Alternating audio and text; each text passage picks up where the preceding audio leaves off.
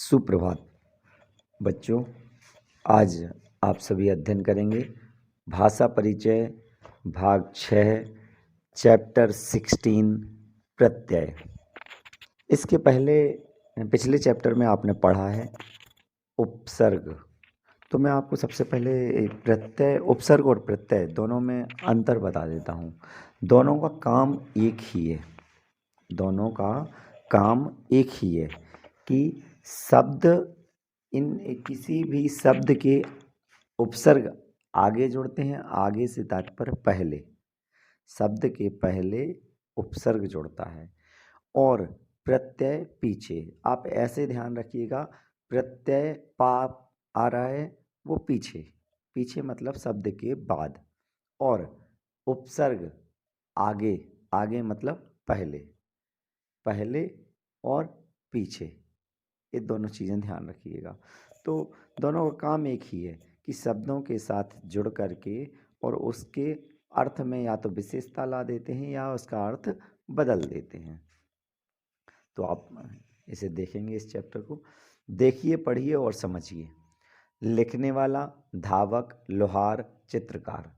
ऊपर दिए गए शब्दों में वाला, अक, आर, कार ऐसे शब्दांश हैं जो क्रमशः लिखने, धाव, लोहा और चित्र के साथ जुड़कर उनके अर्थ में परिवर्तन या विशेषता ला रहे हैं। ऐसे ही शब्दांश प्रत्यय कहलाते हैं। देखिए, मैंने अभी बताया था ना आपको, दोनों का काम एक ही है कि किसी भी शब्द के साथ जुड़कर उनके अर्थ में परिवर्तन या विशेषता लाना।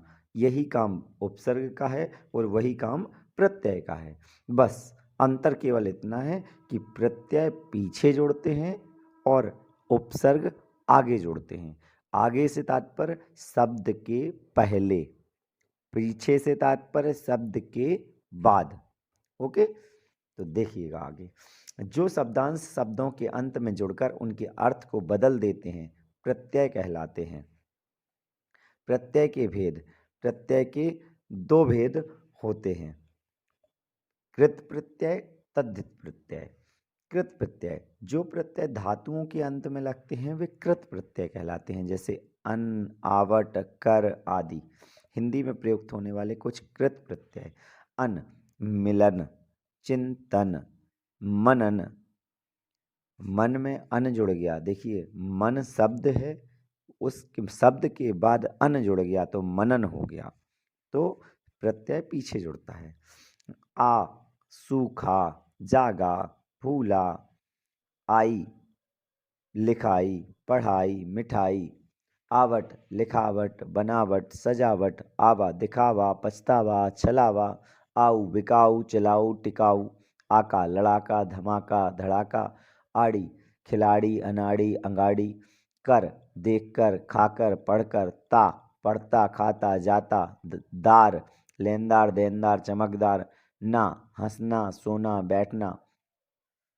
तद्धित प्रत्यय, जो प्रत्यय संज्ञा, सर्वनाम अथवा विशेषण के अंत में लगकर नए शब्द बनाते हैं वे तद्धित प्रत्यय कहलाते हैं, जैसे आऊ, ईला, तम आदि। हिंदी में प्रयुक्त होने वाले कुछ तद्धित प्रत्यय: आ, भूखा, प्यासा, प्रिया। आई, बुराई, मिठाई, अच्छाई।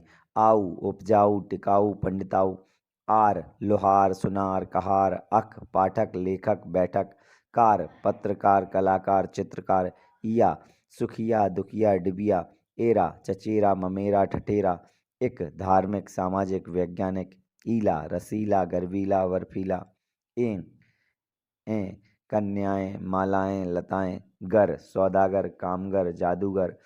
तम, मधुरतम, सुंदरतम, लघुतम। तर, श्रेष्ठतर, उच्चतर, सुंदरतर।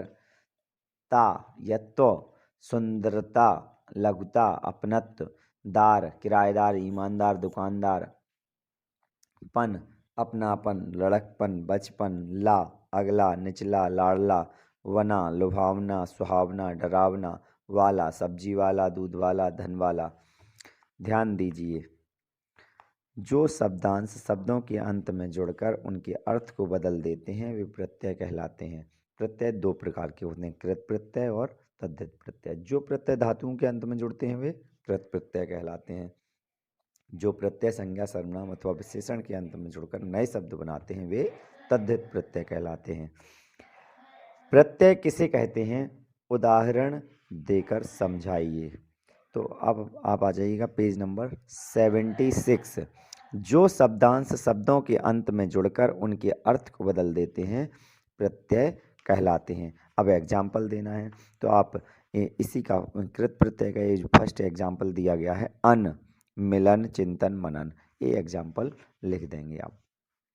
प्रत्यय कितने प्रकार के होते हैं, तो पेज नंबर 76 प्रत्यय का डायग्राम दिया गया है। कृत प्रत्यय, तद्धित प्रत्यय। कृत प्रत्यय किसे कहते हैं, उदाहरण भी लिखिए। तो अब आ जाइए कृत प्रत्यय, पेज नंबर 76 फर्स्ट हेडिंग देखिए डायग्राम के जस्ट नीचे, कृत प्रत्यय। जो प्रत्यय धातुओं के अंत में लगते हैं वे कृत प्रत्यय कहलाते हैं। उदाहरण भी लिखना है तो उसी के आगे जस्ट एग्जाम्पल दिए गए हैं, अन, आवट, कर आदि। ओके, नेक्स्ट तद्धित प्रत्यय किसे कहते हैं, उदाहरण लिखिए। पेज नंबर 77 तद्धित प्रत्यय की हेडिंग दी गई है 2 नंबर पे। जो प्रत्यय संज्ञा सर्वनाम अथवा विशेषण के अंत में लगकर नए शब्द बनाते हैं वे तद्धित प्रत्यय कहलाते हैं, जैसे आऊ, ईला, तम आदि। ये आपको इसमें लिख देने हैं। सेकंड, थर्ड एंड फोर्थ के आंसर्स आपको पीडीएफ में मिलेंगे। धन्यवाद।